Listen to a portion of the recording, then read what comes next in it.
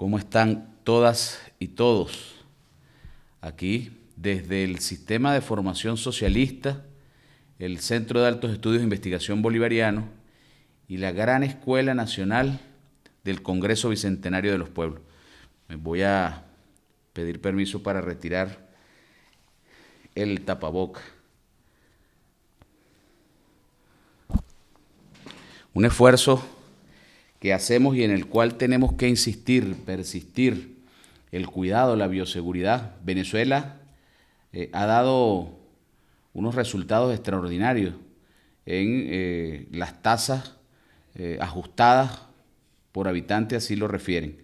Debemos insistir y ayudar al presidente Nicolás Maduro en esta batalla, en esta lucha, protegernos, cuidarnos, preservar la vida. Las personas que estamos comprometidas con la construcción revolucionaria socialista tenemos que ser cuidadosos, respetuosos y preservar nuestra integridad. La revolución y la patria nos necesitan. Bueno, aquí estamos continuando con el primer módulo de la Escuela Nacional de Formación del Congreso Bicentenario de los Pueblos. Una orientación del presidente Nicolás Maduro, presidente del Partido Socialista Unido de Venezuela, presidente de la República, de nuestro hermano y camarada Diosdado Cabello, del vicepresidente para la formación, Héctor Rodríguez Castro, vicepresidente de formación del Partido Socialista Unido de Venezuela, y bueno, de nuestro jefe político, protector y vicepresidente para Mérida y Trujillo, Jason Guzmán. Bueno, nos encontramos hoy dando continuidad a este plan de formación y justamente hoy vamos a hablar sobre la formación. Vamos a hablar sobre la importancia, los aportes, la orientación estratégica que Chávez le da a la formación, le dio a la formación y, bueno, como parte de su concepción general de cómo entendía Chávez la necesidad del estudio, la lectura, la formación. Lo dijo desde los primeros materiales, desde su origen hasta casi los últimos materiales. En el golpe de timón tenemos aportes fundamentales que hablan sobre la importancia y la necesidad de la formación. Fíjense ustedes, la formación en el contexto de la Revolución Bolivariana y en el desarrollo histórico en nuestro continente nosotros tenemos un acumulado histórico, así lo hemos dicho en otras oportunidades, el acumulado histórico que nos ha traído hasta aquí. Nunca partimos de cero. Es un debate que hemos dado en diferentes espacios. Tenemos la tentación, la tendencia a creer que partimos de cero, de la nada. Un errores de la vieja izquierda que hemos venido tratando de aprender, creer que siempre partimos de cero y que este momento es el momento que tiene la verdad definitiva, que tiene la verdad revelada. Nosotros no lo entendemos de esa manera. Desde aquí, desde esta Mérida bolivariana, serrana, nosotros creemos que la formación forma parte de ese acumulado histórico. Y es necesario que entendamos la formación como un proceso primero continuo, permanente, pero además la formación, que entendamos la formación no como se ha venido planteando o como se planteó en otros momentos, una formación política en el marco de unos códigos que no se correspondían con nuestra enunciación, con nuestros referentes. Entonces era una formación esquematizada, fraccionada, sin contexto, una formación desarrollada fuera de los lugares de enunciación. La formación política está obligada a buscar su enunciación para la construcción colectiva. No podemos entender la formación como un proceso individual. Es una motivación seguramente de tipo individual, pero no hay formación si no hay construcción colectiva.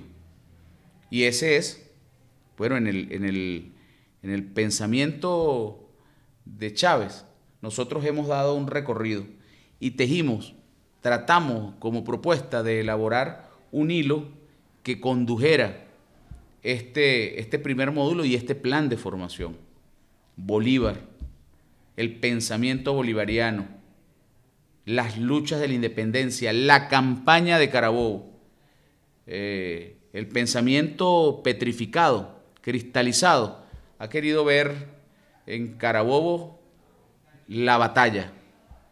Nosotros que entendemos la historia y entendemos la dialéctica como una categoría de la totalidad histórica, entendemos no la batalla de Carabobo, no el momento culminante, que ciertamente tiene un peso específico en el desarrollo de nuestra historia, sino entendemos Carabobo como un devenir histórico, una campaña, la campaña de Carabobo. Entonces hemos ido tejiendo ese hilo que va de Bolívar, su pensamiento, la campaña de Carabobo, Martí como un referente esencial del pensamiento bolivariano, del pensamiento nuestro americano, del pensamiento revolucionario, emancipatorio, crítico, el apóstol de América, José Martí. Tres referentes esenciales que alimentan luego, bueno, las propuestas de nuestro hermano, camarada Fidel Castro. Y finalmente, todo ese río, todas esas corrientes, toda esa fuerza telúrica, toda esa potencia, toda esa dialéctica en desarrollo, lo sintetiza el comandante Hugo Rafael Chávez Frías. Chávez recoge de Bolívar, de Martí, de Fidel, sin ninguna duda, bueno, los referentes esenciales para el desarrollo de su pensamiento, para su construcción, su propia construcción teórica. Y en el marco de esta construcción, como lo entendía Chávez, y nos lo dijo muchas veces, en el golpe de timón, todos hemos leído el golpe de timón, y quien no lo ha leído debe revisarlo, debe leerlo, debe estudiarlo. Tenemos que hacer el esfuerzo por revisar contextualmente el desarrollo del pensamiento de Hugo Rafael Chávez Frías. La historia, por ahí se construyen documentales y se pretenden construir novelas tempranas sobre la vida de Chávez para, bueno, descontextualizar el pensamiento de Chávez. Lo mismo hicieron con Bolívar, lo mismo hicieron con el Che Guevara. Estamos obligados a revisar en el contexto de la historia, en su desarrollo, el desarrollo de las ideas de Chávez, el crecimiento, esa fuerza telúrica que recoge de Bolívar, de Martí, de Fidel. Bueno, seguramente detonó los códigos del pensamiento de Hugo Rafael Chávez Frías. Chávez insiste permanentemente en la lectura como una necesidad. Estábamos revisando el golpe de timón y en el marco de eso algunas cosas que Chávez nos dejaba allí. La necesidad del uso de las categorías, pero adecuadas al contexto, adecuadas a la situación. La necesidad del desarrollo del pensamiento comunal, el golpe de timón. El golpe de timón que entonces, bueno, de buena manera recoge, sistematiza la necesidad de la construcción comunal. Y digo esto porque si vamos a hablar de Chávez y estamos hablando de la formación, bueno, veníamos diciendo que la formación, nuestra propuesta, y esta propuesta que hacemos con mucha humildad, con mucho respeto, pero con mucha seriedad, hilvanar esa corriente Bolívar, Martí, Fidel, Chávez, necesarias y fundamentales, son 4 cimas del pensamiento. Hay que estudiarlos, pero estudiarlos en su contexto. la formación, como se venía entendiendo, era una formación esquematizada, cristalizada, una formación atornillada con unos códigos prefabricados para adaptarlos a un cuerpo orgánico, popular, a un campo revolucionario que no le ajustaba. Pero, bueno, las modas intelectuales, los mercados académicos, la feria de las vanidades políticas, intelectuales, bueno, nos llevaron y nos orientaron para forzar esta formación prefabricada y predigerida, con, bueno, una orientación eurocéntrica. Era la necesidad de enmarcarnos en los clásicos, de vernos en los clásicos, independientemente de la circunstancia histórica, independientemente del momento político, independientemente de la propuesta de la revolución o revolucionaria. Bueno, nosotros nos queríamos meter en los clásicos, olvidando nuestros referentes. Y uno de los debates esenciales en el marco de la necesidad de la formación para contextualizar la realidad es para quién, para quiénes está orientada la formación, para quién y para quiénes se desarrolla y se construye una propuesta orgánica revolucionaria.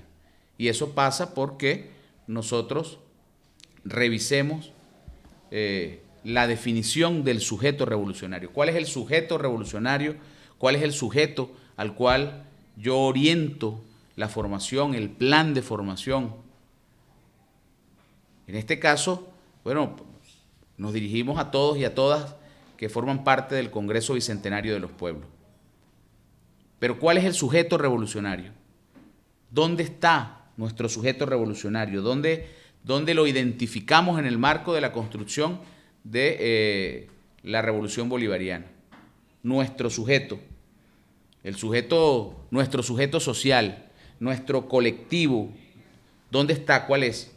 El marxismo tradicional nos ha orientado y nos decía, bueno, el proletariado, el obrero, el campesino, el estudiante, eran las tres definiciones clásicas del sujeto revolucionario. ¿Es realmente ese el sujeto revolucionario? ¿Ese es el sujeto de esta construcción social? Chávez nos hablaba de la definición del pueblo. Él mismo decía que ya no era él, era un pueblo. Y ese pueblo excluido, ese pueblo sometido, ese pueblo sojuzgado, ese pueblo esclavizado, ese pueblo separado de la realidad y sus contextos, es el sujeto revolucionario. El sujeto de esta revolución es el pueblo. Eran los grandes cordones de miseria que Chávez los identificó y nos los presentó, pero además no los enmarcó en un cliché, sino que abrió la categoría. Y abrió la categoría del sujeto revolucionario para, bueno, decirnos cómo nosotros en este sincretismo que es el pensamiento de Chávez cabemos todos. Estamos obligados además a construir esa nueva sumatoria, esa gran nueva mayoría que expanda las potencialidades de este proceso formativo en el marco de la campaña de Carabobo. Estamos obligados en la campaña, a 200 años de la campaña de Carabobo, en profundizar la revolución, profundizar nuestros referentes, profundizar nuestros ejes categoriales. Estamos obligados, no tenemos posibilidad de fallar, no debemos fallar. Este sujeto que Chávez nos presenta, bueno, donde conviven la evangélica marxista con el constructor popular, con el artesano, con el que, queriendo generar nuevas formas de producción, entiende la necesidad de la justicia social, junto con el marxista-leninista, pero además con el bolivariano, el martiano. No hay contradicción allí, no la hay, no hay contradicción. Debemos mirar esta construcción mirándonos a nosotros mismos. Esa es una necesidad de la formación y además una necesidad que nos dejaba de manera permanente Chávez.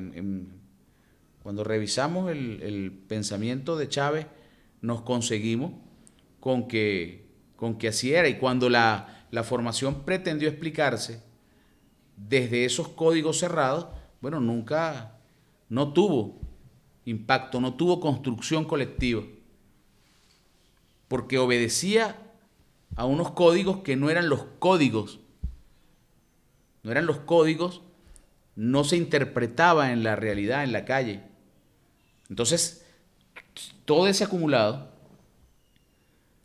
bueno, nos habla de la necesidad de repensarnos desde nosotros mismos, pensarnos desde nuestra mirada, pensarnos desde América Latina. Aquí hay un extraordinario material, un libro, ¿qué significa pensar desde América Latina? Un extraordinario material de Juan José Bautista Senegal, Premio Libertador al Pensamiento Crítico. Un libro extraordinario, de verdad pone en tensión los códigos del eurocentrismo, nos plantea desde el marxismo la necesidad de repensar, de repensarnos, desde América Latina, romper los moldes impuestos por los manuales, por el acartonamiento de la formación. Entonces, la necesidad de detonar esos códigos. Yo voy a leer algo rápidamente. Pensar desde América Latina. El problema del sentido o del destino ahora ya no se aclara recurriendo solo al sentido del presente en relación al futuro, sino volviendo a la historia desde este presente, pero ya no a la visión que la modernidad tiene de la historia en general y de la nuestra en particular, sino aquella historia negada, encubierta y excluida de nuestra propia historia por esta misma modernidad. Esto es, ahora la forma de la pregunta nos conduce por otros caminos distintos de los que atravesó la Europa moderna. Ahora la forma de la pregunta, por el pensar y la filosofía, nos conduce no solo hacia nuestros propios orígenes milenarios, sino hacia los orígenes de esta modernidad en la cual aparece este problema que ahora nos da que pensar. Entonces fíjense ustedes, incorporar,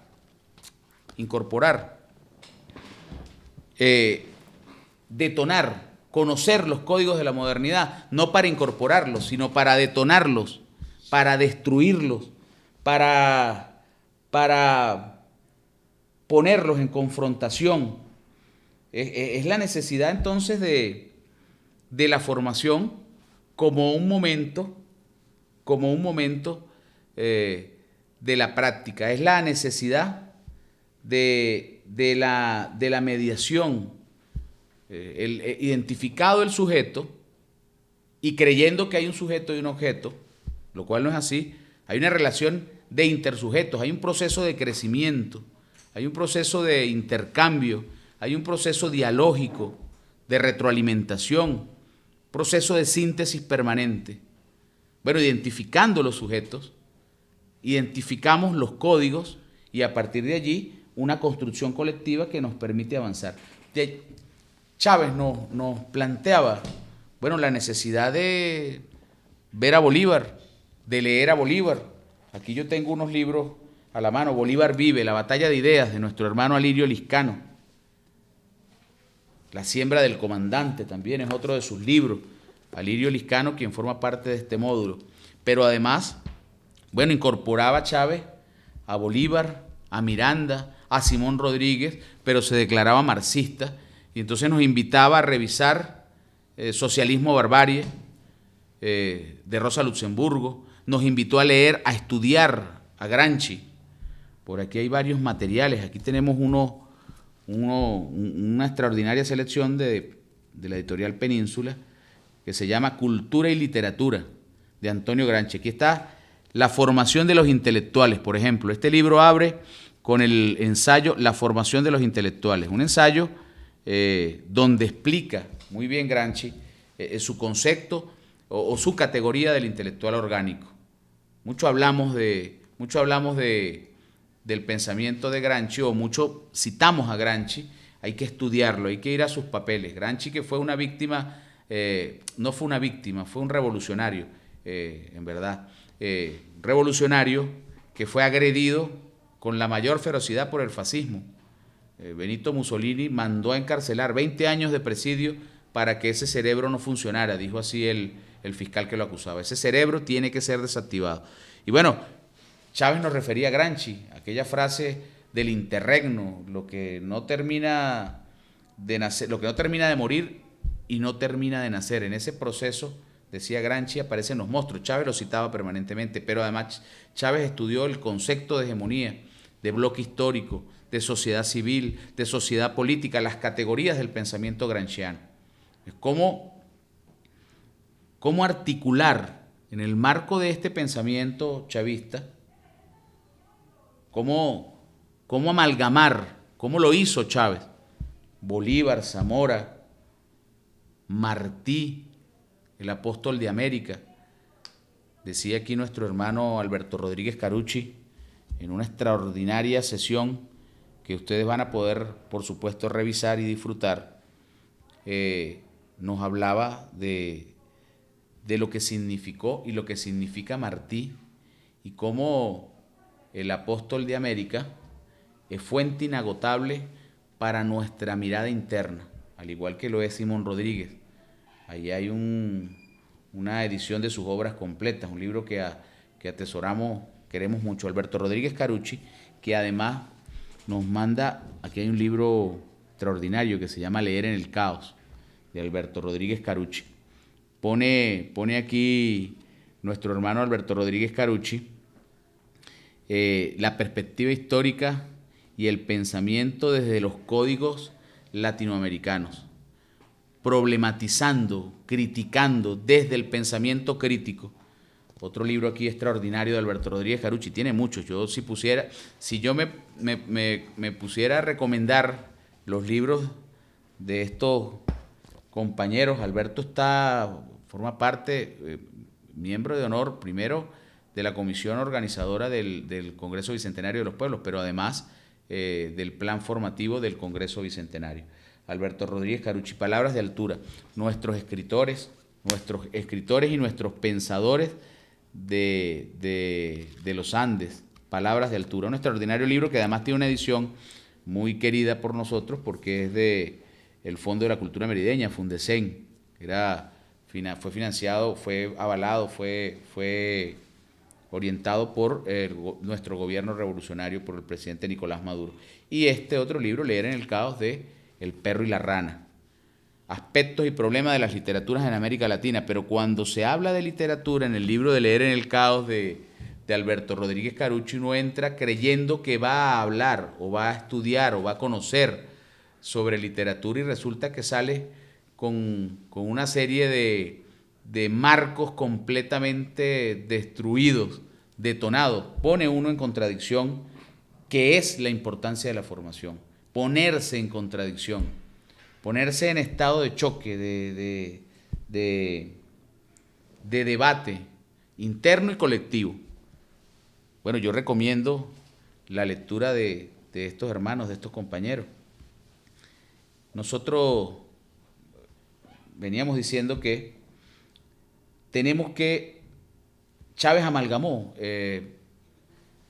su sincretismo, su esfuerzo, su logro superior fue lograr, bueno, primero, meternos en una propuesta formativa que excedía lo que, o por lo menos, si no la excedía, por lo menos le quedaba grande a lo que nosotros veníamos entendiendo por formación, a esta práctica manualesca de ladrillos, de bloques, con un orden, esquematizada, fracturada, descontextualizada. Chávez agarró y empezó a darle contexto y le dio contexto a este hilo histórico.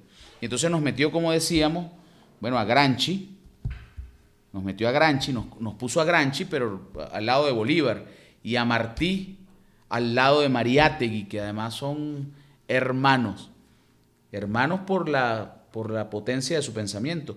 Y entonces logró reunir, amalgamar a Marx, a Lenin, a Panecoek, a Ludovico Silva.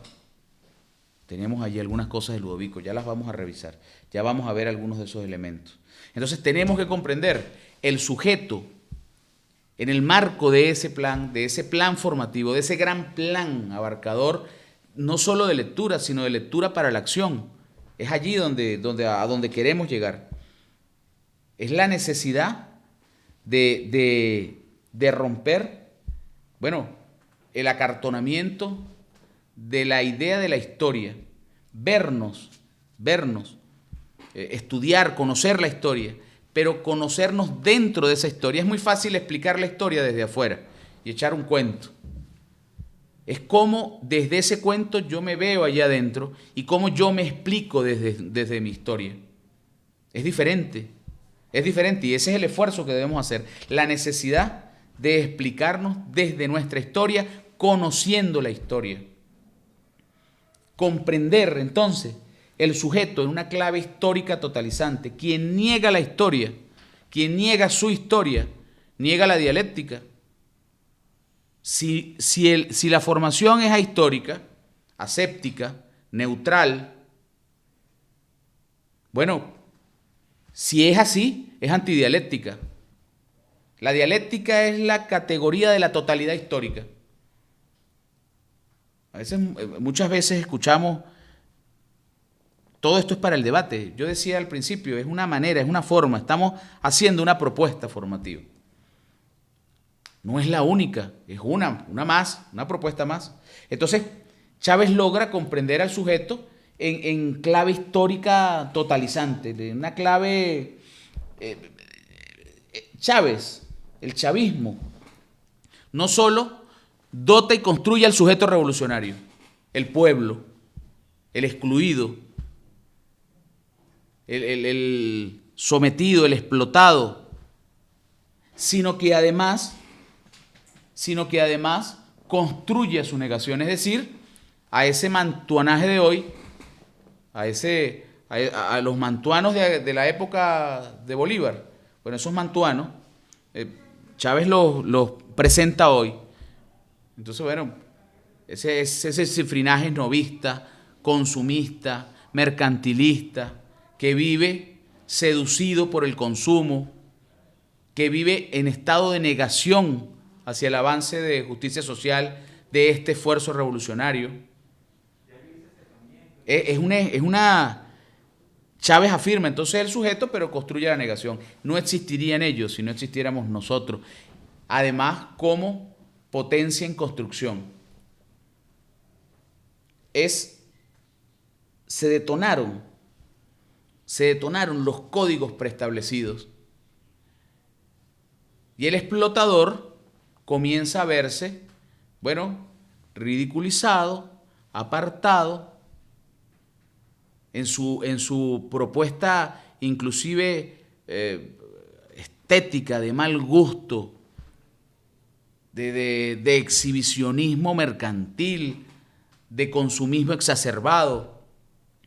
Bueno, pero así como ese mal gusto del consumista de la derecha, del típico burgués, queda evidenciado desde la afirmación del sujeto chavista revolucionario, que es el excluido, que es el explotado.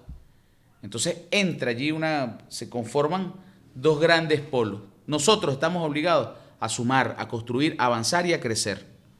Yo recuerdo, Chávez nos lo decía permanentemente, la polarización solamente le conviene a la derecha. Nosotros estamos obligados a incorporar y a sumar y entonces avanzar en esa propuesta única de Chávez, de ampliar los códigos y de sumar entonces, como decía hace un rato, a la evangélica marxista al lado del bolivariano, del cristiano comprometido, crístico, como decía Chávez, más que de el católico practicante, que también debe ser incorporado y sumado, La iglesia, como parte de esos poderes dominantes, de esos poderes hegemónicos, de esos tanques de pensamiento, de ese esfuerzo beligerante por ir contra la revolución, ha, puesto a disposición del capitalismo, el sometimiento y la dominación, todas sus herramientas, todas sus armas.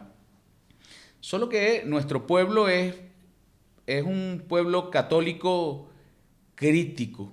En verdad es así. No ha tenido, por eso no escuchan a Porras, a Baltasar Porras y a Moronta, no tienen efecto sus prédicas, porque están fuera del contexto. Ellos no entienden al sujeto, y al no entender al sujeto nosotros estamos obligados a comprenderlo cada día mejor. Y avanzar entonces en esa construcción, en esa amalgama, pues, y meter entonces a seguir, como nos lo decía Chávez, y seguimos metiendo pues en ese gran proceso emulsificador. Entonces incorporamos, ya tenemos ahí a Rosa Luxemburgo, y tenemos a Bolívar, y tenemos a Martí, y tenemos a Zamora, y tenemos a Miranda. Son nuestras raíces. Tenemos entonces a Alberto Rodríguez Carucci, a Lirio Liscano, a Vladimir Acosta, a Luis Brito García, pero tenemos a Panecoek, tenemos a Granchi. Entonces, estamos obligados a mirarnos desde nosotros mismos y hacerlo desde una cosmovisión cultural, porque allí es donde las subjetividades, la producción, la comprensión de los conflictos se hace clara. Solo en nuestra mirada interna, en nuestra internalidad, pero en nuestra internalidad como sujeto colectivo, como intelectual orgánico, colectivo. Estamos en la necesidad, a 200 años de Carabobo.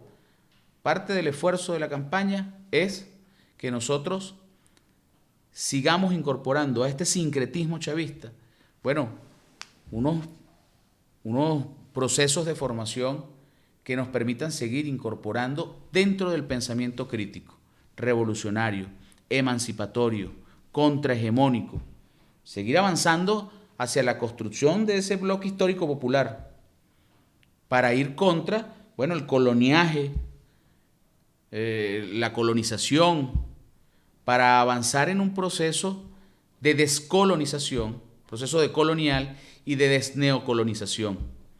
Es decir, es afirmar nuestros códigos antiimperialistas, nuestros códigos de pensamiento crítico, emancipatorio, contrahegemónico. Es avanzar en la construcción de esos referentes desneocoloniales. Los modelos eurocéntricos, que además la izquierda los adoptó como unas fórmulas mágicas, pero eran fórmulas mágicas no solo que parecía que sacaban de cualquier sombrero un conejo categorial que les permitía explicar momentos. Pero si esos momentos explicados de esa categoría no formaban parte de la realidad histórica, perdían sentido. Por eso no tenían impacto. Los códigos cristalizados que la izquierda y que la derecha utiliza, petrificados en el tiempo, congelados, alejan, lo que hacen es alejar al sujeto, pero además alejarlo no solo de la formación, y si entendemos la formación como un proceso de vinculación con la práctica, la reunión entre teoría y práctica se hace solo a partir de la mediación. La mediación entre teoría y práctica se realiza en la praxis revolucionaria, en el proceso de transformación. Esta categoría es una categoría marxista, la categoría de mediación. Es una categoría que nosotros tenemos que estudiar. La necesidad de reunir la teoría y la práctica solo se realiza en la praxis. Y la praxis es el momento de la transformación. Hay praxis, sí, solo sí, se transforma la realidad. Si no se logra proceso de transformación, hay momentos congelados de la teoría y acciones prácticas descontextualizadas de la formación. Es necesario nosotros avanzar en ese proceso. Esto nos lo decía Martí, pensar con cabeza propia. Nos lo decía Simón Rodríguez. Hay una cosa, yo tengo que leer algo voy a mencionar algo de este material, de este libro. Estas son las obras completas de Simón Rodríguez, una edición,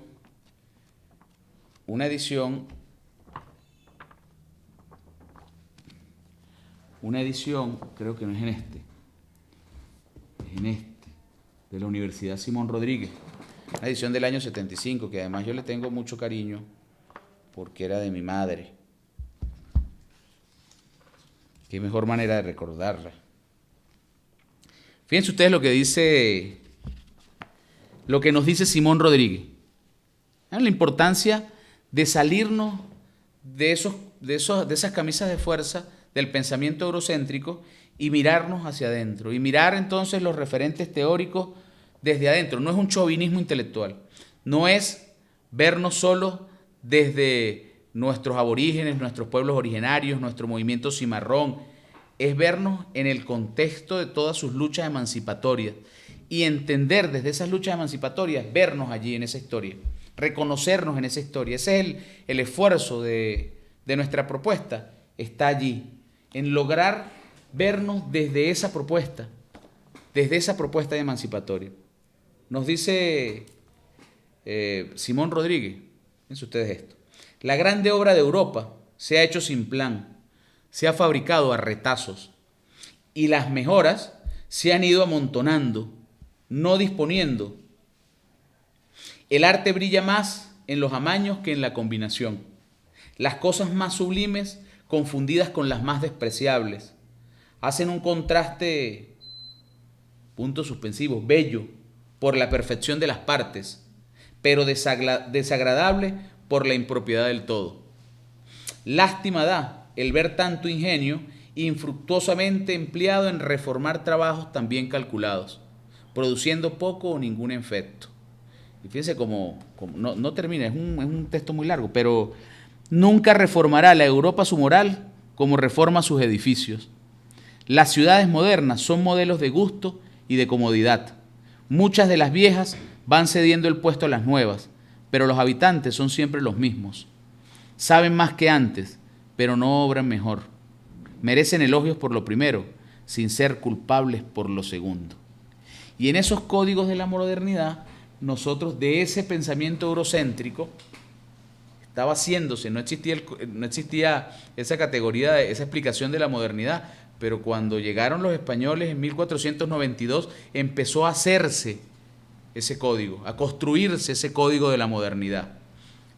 Lo dice Juan Bautista Senegal, lo dice nuestro hermano Gustavo Pereira. Yo tengo que recomendar también este material. 3 tomos. Esto es, junto con todas las cosas que he mencionado, esto es impelable. Las historias del paraíso. 3 tomos. El acoso de los insurrectos, que es el libro 3, Los seres inferiores, que es el libro 2, y La develación y saqueo del Nuevo Mundo, que es el libro 1, de Gustavo Pereira, uno de nuestros poetas mayores. Lo recuerdo permanentemente, Los Somaris de Gustavo Pereira, es uno de mis poetas, bueno, yo no sé si uno puede decir de cabecera, pero la verdad que es un poeta mayor, Gustavo Pereira. Participó en la redacción del espíritu que resume la Constitución Bolivariana de la República de Venezuela de 1999. Pero además de eso tiene una obra poética extraordinaria, y además de eso tiene estos 3 libros que yo recomiendo su lectura. Nada obligado es bueno, pero si nosotros recogiéramos aquí rápidamente algunas de las cosas que hemos sugerido, bueno, los libros de Carucci, de Liscano, los de Brito García, para nuestro reconocimiento son vitales, son fundamentales. No tengo ninguna duda de eso. No tengo ninguna duda de eso. Es en el libro tercero lo que estoy buscando. El libro tercero, no, es en el libro segundo.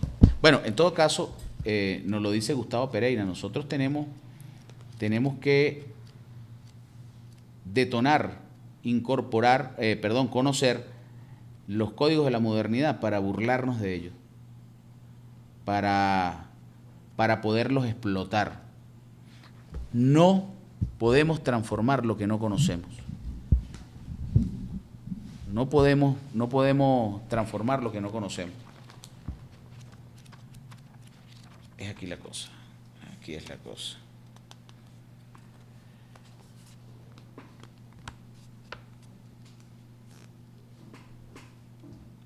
Pese a su firme disposición y aunque en líneas generales lo logran, no pueden los esclavistas despojar por completo a estos hombres de sus creencias y tradiciones.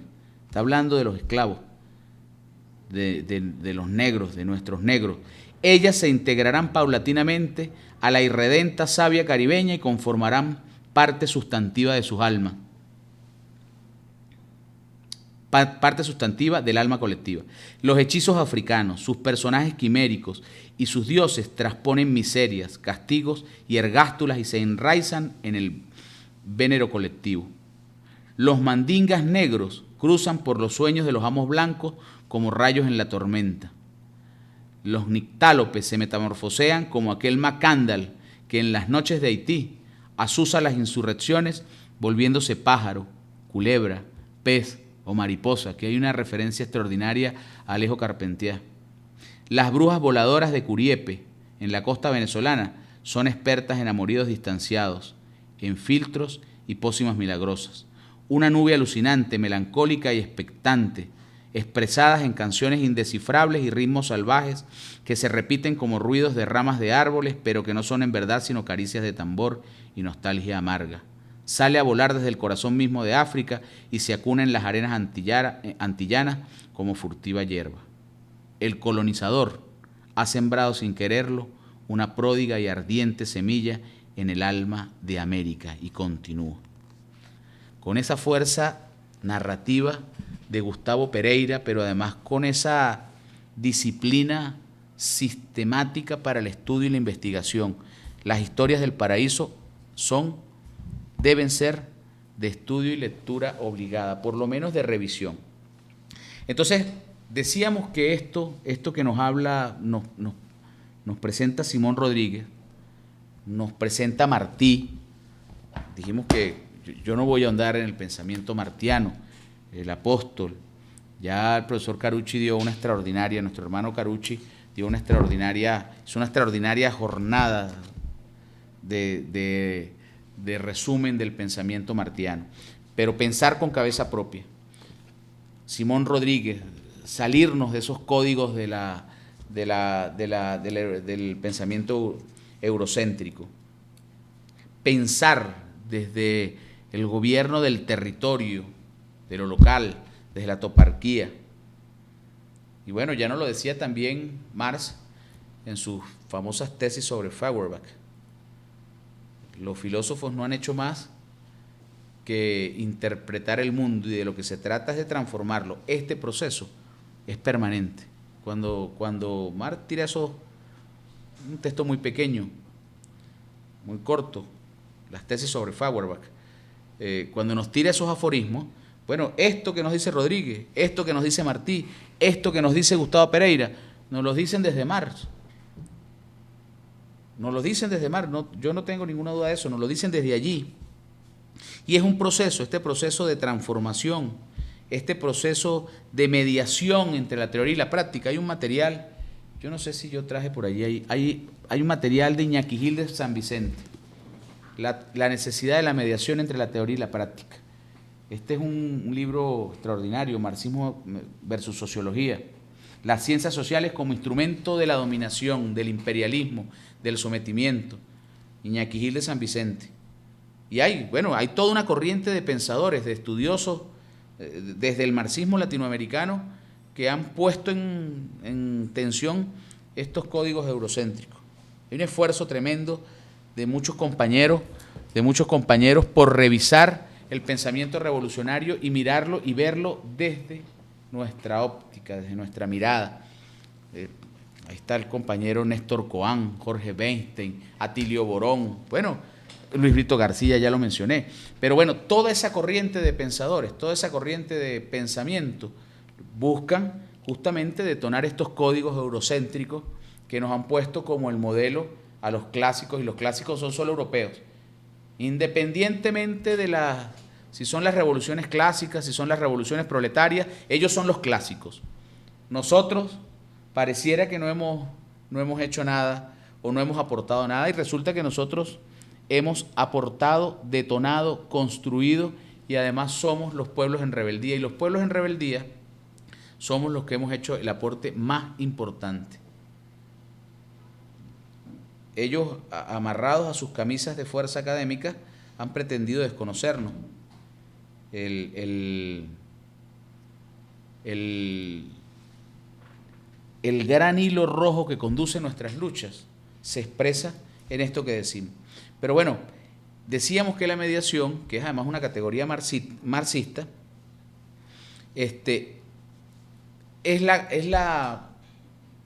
la mediación es la forma como se muestran las cualidades de las cosas, pero en contradicción, en choque. Cuando la teoría y la práctica están mediadas, o hay un proceso de mediación entre ellas, bueno, ahí indudablemente se forma una totalidad superior. Pero además la mediación ve cómo los conceptos se delimitan, se yuxtaponen, se cruzan, se articulan. Y ese proceso, esta mediación, como lo decía hace un rato, se da en la praxis. Se da en la praxis revolucionaria. Y la praxis, que es un término griego, es algo así como cualquier cosa realizada por una persona libre. Entonces, la praxis revolucionaria es el momento de mediación entre la teoría y la práctica, y es necesario que nosotros lo tengamos presente, la formación, y lo tengamos presente porque además es elemento fundante del pensamiento de Hugo Rafael Chávez Frías.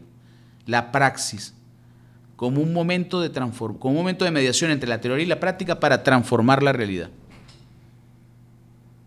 Yo creo que ese es un buen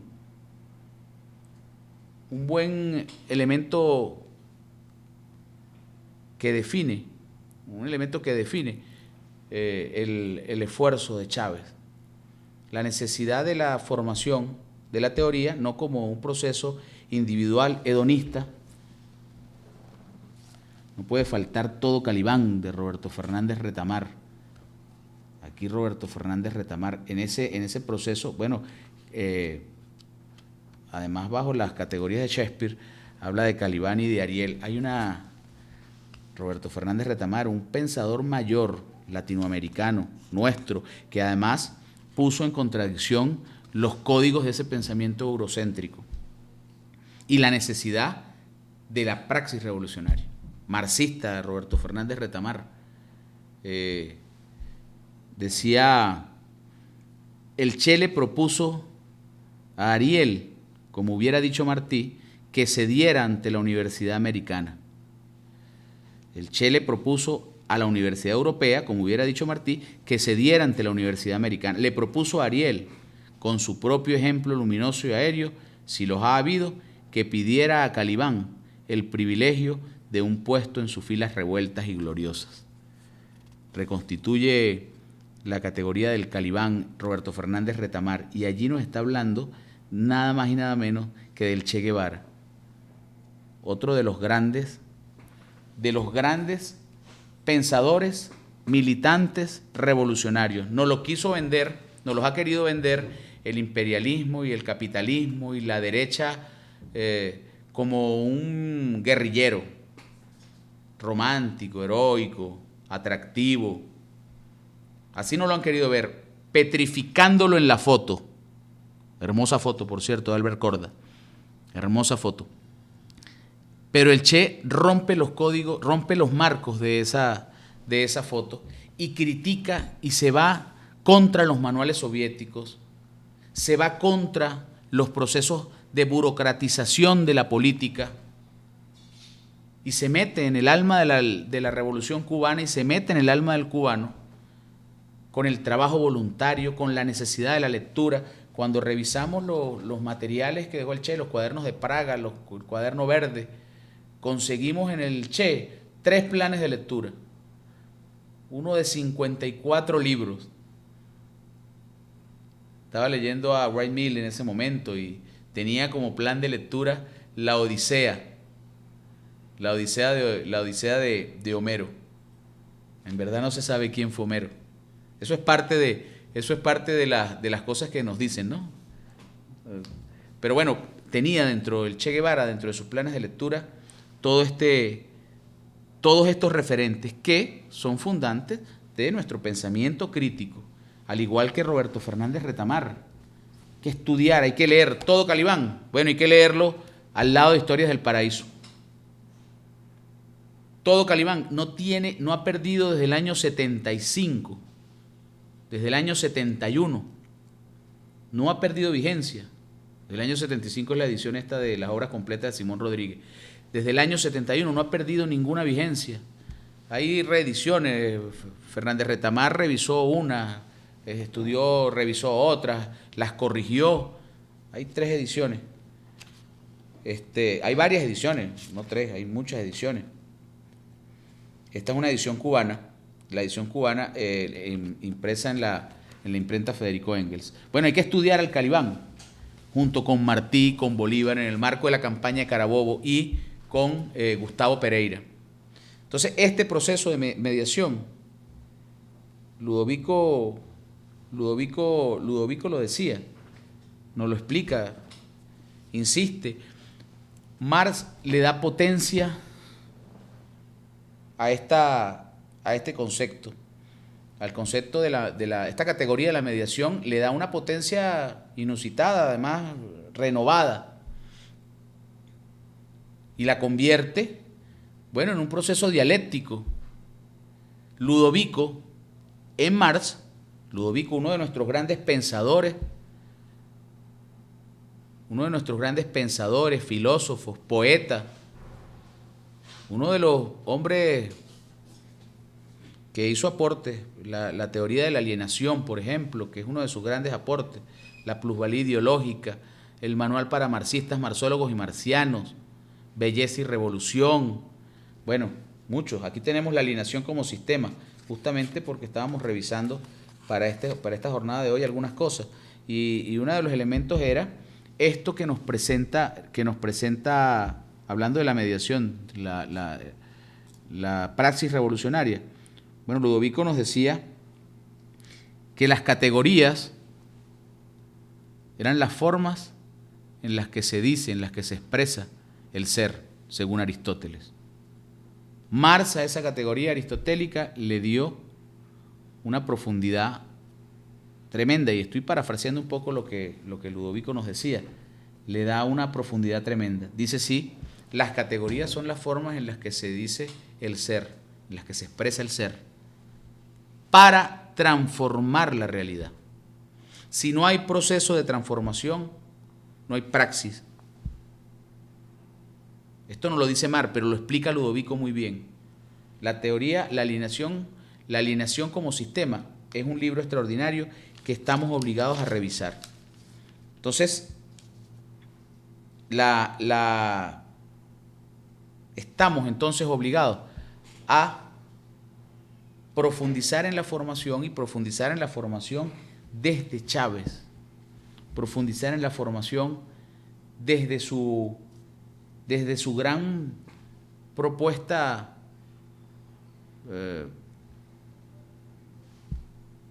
emulsificadora del pensamiento revolucionario nuestro americano. Logra Chávez entonces, decíamos, para ir resumiendo, logra Chávez entonces incorporar una cantidad de referentes revolucionarios. Nos manda Chávez allá en este proceso de construcción, Nos manda Chávez a estudiar la Comuna de París, pero también nos manda a estudiar los Cariñas. Por ahí tenemos unos materiales extraordinarios de Francisco Tiapa, los Cariñas. Pero nos manda entonces también a estudiar las juntas del buen gobierno, de la Revolución Chiapaneca, del subcomandante Marcos. Nos mete entonces en la Comuna de París, pero nos manda a estudiar, a revisar las juntas del buen gobierno. Y aquí en el golpe de timón, todos lo recuerdan, hace un llamado de atención a los ministros en torno a la necesidad de la comuna. Comuna o nada. Termina Chávez diciéndonos, un recorrido, Chávez, del Estado comunal termina en la comuna. ¿Habrá conseguido alguna contradicción entre el Estado comunal y comuna o nada? Allí hay un salto cualitativo en su propuesta. Se desprende del Estado comunal, tal vez como una contradicción, y entonces nos manda a construir la comuna o nada. Y así como nos puso a leer las juntas del buen gobierno, los caracoles y las juntas del buen gobierno del subcomandante Marcos, de Chiapas, también nos puso a estudiar los consejos de Turín, de Gramsci, también nos puso a estudiar la Comuna de París, nos puso a estudiar los comuneros de Mérida. Los comuneros son pioneros, son los iniciadores de la campaña de Carabobo. Así lo entendemos, el hilo histórico rojo que teje el tapiz de nuestras luchas para la campaña de Carabobo. No sería posible la campaña de Carabobo sin los comuneros de Mérida. Porque es que el hilo de la historia no puede estar así. La derecha lo quiere así, fracturado, fraccionado, separado, en espacios estancos. Nosotros estamos obligados a tejer, a construir, a hilvanar, a unir el hilo de nuestra historia, el hilo de nuestras luchas.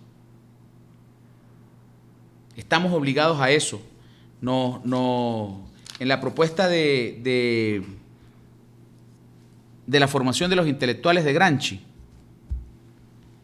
la propuesta de la formación de los intelectuales de Gramsci, está el intelectual orgánico como una necesidad. ¿Y qué es el intelectual orgánico? Bueno, un trabajador que organiza su espacio productivo, un campesino que organiza la siembra colectiva, un trabajador en su espacio natural que organiza a ese sector, que logra amalgamar, ordenar en el medio de esa diversidad la orientación política clara contra el enemigo histórico, pero además desde sus códigos, desde sus cánones, desde sus referentes. Es un intelectual orgánico, un trabajador que organiza a su clase, un campesino que organiza su clase, un sujeto en el barrio, un jefe de VC, un jefe de calle, tiene que ser un intelectual orgánico, un intelectual colectivo. Y para nosotros poder construir esta categoría, profundizarla, estamos obligados a educar, a articular a esos grupos sociales para construir, hegemonía. Eso es parte de otro debate, pero lo dejo allí como elemento e insumo que nos van dando, pues, digamos, esa conexión categorial que nos debe obligar a revisarnos desde nuestra mirada, desde nuestra internalidad, como nos lo dijo Chávez, como nos lo presentaba, como nos lo dijo Martí, como nos lo dijo Rodríguez y como nos lo han dicho todos estos pensadores venezolanos, latinoamericanos, nuestroamericanos. Decía Alirio Liscano, la necesidad de la historia como arma de combate. No de atrás a hoy, es de hoy hacia atrás. El contexto de las luchas de hoy desde las luchas que nos formaron. Y vernos en esa historia, insistíamos nosotros. Pero nos dice Carucci permanentemente, lo hablábamos con nuestro hermano Enrique Plata, que también ha hecho un aporte extraordinario en torno a la propuesta de la campaña de Carabobo en el marco de este primer módulo. Nosotros aquí detonamos el concepto, la categoría de doctrina. La doctrina parece algo más bien como petrificado, algo cristalizado, algo pétreo, algo que no está en movimiento dialéctico, que no está en proceso de hacer. La doctrina parece unos elementos predigeridos, ordenados y presentados para su consumo y repetición. Bueno, nosotros no creemos en la doctrina. Nos decía entonces allí esa necesidad de nombrarnos de nosotros mismos. La plantea Enrique Plata, también ensayista premiado, extraordinario novelista, extraordinario cuentista. Yo no he visto a Linda. Recuerdo ahorita una de sus últimas novelas que leí. Otras que no se han publicado y no estoy autorizado a promocionar. Pero bueno, Enrique Plata, uno de los narradores venezolanos, ensayistas, que también forma parte de este módulo y también está aquí en el Centro de Altos Estudios de Investigación Bolivariano, en esta escuela de formación del Congreso Bicentenario de los Pueblos, junto a Lirio, junto a Alberto, junto a Carlota Pereira, hermanos combatientes, combativos, luchadores. Pero bueno, nos decía Carucci, y con esto estamos prácticamente cerrando, la cultura es la piel de una nación. La cultura, con la cultura se construye y se reproduce el orden social, se transforma el orden social. Entonces decía Carucci que la cultura es la piel de una nación, una figura muy hermosa, en verdad. La piel, que es nuestro órgano más extenso, pero es además nuestro órgano sensitivo, es el que permite la conexión, los canales, la irrigación, la savia. Es una figura muy hermosa. La cultura es la piel de una nación. Y lo dice Carucci desde Gramsci. Y lo dice Carucci desde Mariátegui. Lo dice en los ensayos de... Este es uno de los materiales que más se nombra de la Mauta. José Carlos Mariátegui, iniciador del marxismo latinoamericano. 7 ensayos de interpretación de la realidad peruana. Pero tiene entonces José Carlos Mariátegui no solo este material, decía la Mauta, por una revista producida, editada, un centro de debate del pensamiento. José Carlos Mariátegui. Estos dos compañeros son, primero, dos propuestas emancipatorias cercanas. Gramsci es europeo, italiano, de la isla de Cerdeña, un excluido, trabajador, de los cordones más pobres de la Italia del siglo pasado, de principios del siglo pasado, asesinado por el fascismo, encarcelado por el fascismo, y en las condiciones más duras escribió 3.000 cartas recogidas en una cosa que se llama los cuadernos de la cárcel. Bueno, Gramsci y Mariátegui, yo no tengo ninguna duda, son hermanos de esta construcción nuestra americana. Pero bueno, nos dice Mariátegui, en el proceso de la literatura, no escondo ningún propósito de participar en la elaboración de la historia de la literatura peruana. Me propongo solo aportar mi testimonio a un juicio que considero abierto. Me parece que en este proceso se ha oído hasta ahora casi exclusivamente testimonios de defensa y que es tiempo de que se oiga también testimonios de acusación. Mi testimonio es convicta y confesamente un testimonio de parte. Todo crítico, todo testigo cumple, consciente o inconscientemente, una misión. Contra lo que baratamente pueda sospecharse, mi voluntad es afirmativa. Mi temperamento es de constructor, y nada me es más antitético que el bohemio puramente iconoclasta y disolvente. Pero mi misión ante el pasado parece ser la de votar en contra. No me eximo de cumplirla. Se asume como un constructor y va contra las categorías del iconoclasta puramente disolvente, así le llama a los intelectuales académicos. La mejor manera de que se realice la praxis es alejarse de la realidad. Lo vemos en el mundo académico. Académicos, estudiosos del pensamiento, que seguramente deben conocer algunos de estos materiales, estoy seguro, muchísimo mejor de lo que pudiéramos conocerlos nosotros esos materiales cristalizados, lejos de la realidad, los convierte en hipercríticos. De allí el trasnochamiento. El trasnochamiento no es, se ha pretendido generar un debate allí innecesario. El trasnochamiento de cierta intelectualidad tiene que ver con su corrimiento de la realidad, con su alejamiento de la realidad. Entonces, el que se aleja de la realidad y desconoce lo que ocurre en los territorios, desconoce lo que estamos haciendo en los territorios, lo que la revolución bolivariana, el presidente Nicolás Maduro está haciendo en los territorios, bueno, rápidamente